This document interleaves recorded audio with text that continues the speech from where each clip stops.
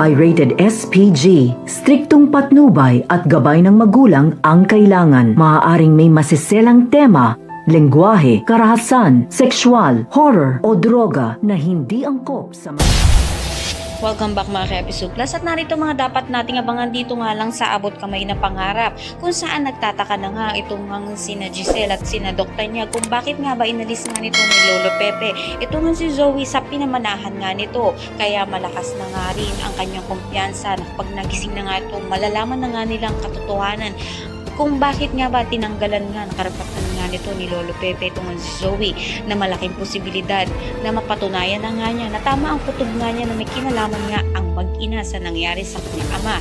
Sa kabilang banda naman nga ay nakiusap naman nga itong si Giselle dito nga kay Eric na makasama nga niyang kanyang anak sa Kapaskuhan. Subalit hindi nga ito pinakinggan nga nito ni Eric at hindi niya mapagbibigyan nga ito dahil alam naman nga nito ang ginawa nga nito ni Giselle sa kanilang anak.